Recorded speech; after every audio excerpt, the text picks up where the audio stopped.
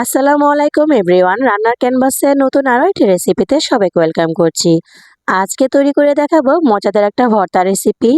এমন একটা ভর্তা হলে এক প্লেট ভাত তো অনায়াসে খেয়ে ফেলা যায়। এতটাই সহজ আর এতটাই মজার হয়েছে এই ভর্তাটা। আশা করছি আজকে আপনাদের রেসিপি ভালো লাগবে। চলুন তাহলে কথা না বাড়িয়ে মূল রেসিপিতে ফিরে যাই। আজকে ভর্তাটা তৈরি করার জন্য এখানে নিয়েছি কালো জিরা, ধনেপাতা, পেঁয়াজ কুচি আর বরবটি, সাথে ছিল রসুন। এখন আমি এই সবগুলো উপকরণ ভেজে নেব। প্রথমে এখানে আমি তাওয়াতে দিয়ে দিয়েছি সরিষার তেল। যখন তেলটা গরম হয়ে গিয়েছে এ পর্যায়ে এখানে দিয়ে দিয়েছি শুকনো মরিচ, আর সেই সাথে দিয়ে দিয়েছি এখানে কাঁচা মরিচ। আপনারা চাইলে এখানে যে কোনো একটা মরিচ দিয়ে ভর্তাটা তৈরি করে নিতে পারেন, তবে দুইটা মরিচ দিয়ে ভর্তাটা তৈরি করলে কিন্তু ফ্লেভারটা অনেক বেশি ভালো আসে। তো মরিচগুলো কিন্তু এ পর্যায়ে ভাজা হয়ে গিয়েছে, এখন আমি এগুলোকে তুলে নিচ্ছি।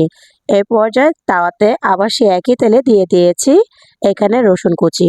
মিডিয়াম টু লো আঁচে রেখে উল্টে পাল্টে এই রসুনগুলোকে ভালোভাবে ভেজে নিতে হবে।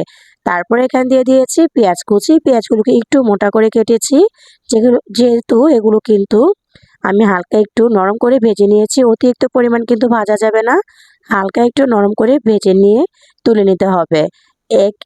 একই প্যানে আবার দিয়ে দিয়েছি এখানে আগে থেকে কেটে ধুয়ে রাখা বরবটি। আর বরবটিগুলো কিন্তু চুলার আঁচ একদম লো রেখে এগুলোকে হালকা করে ভেজে নিতে হবে। সেই সাথে এখানে দিয়ে দিয়েছি 1 টেবিল চামচ পরিমাণ কালো জিরা। এই তো দেখেন এখানে উল্টে পাল্টে কিন্তু এগুলোকে ভেজে নিচ্ছি। আর বরবটিটা যাতে সুন্দরভাবে সিদ্ধ হয় এই জন্য এখানে হাফ চা চামচের মতো লবণ দিয়ে নিচ্ছি। তো এখানে সামান্য একটু তেল দিয়ে আমি একদম চুলার আঁচ মিডিয়ামে রেখে এগুলোকে উল্টে পাল্টিয়ে ভেজে নিয়েছি। তো যে পর্যায়ে আমার বরবটিটা সিদ্ধ হয়ে গিয়েছে আর একদম ভাজা ভাজা হয়ে গিয়েছে, তখন আমি চুলা থেকে নামিয়ে নিয়েছি। সে একই তাওয়ায় আবারও দিয়ে দিয়েছি এখানে ধনেপাতা আর সাথে সামান্য একটু পেঁয়াজ। ধনেপাতা আর পেঁয়াজটাও আমি কিন্তু একদমই লো আঁচে ভেজে নিয়েছি। এখন চলে যাব ভর্তাটা তৈরি করার জন্য। তো এখন আমি শিলপাটাতে আজকে এই ভর্তাটা তৈরি করব, তাই এখানে মরিচগুলো দিয়ে দিচ্ছি। আর এখন দিয়ে দিচ্ছি সামান্য পরিমাণ লবণ। লবণটা একটু কম দিচ্ছি যেহেতু আমরা বরবটিতে লবণ দিয়েছি, লাগলে পরে আবার দেওয়া যাবে। প্রথমে আমি মরিচগুলোকে বেটে নিয়েছি, তারপর বেটে রাখা পেঁয়াজ আর রসুনটাও ভালো করে বেটে নিয়েছি। কেউ চাইলে কিন্তু এই ভর্তাটা ব্লেন্ডারে করে নিতে পারেন।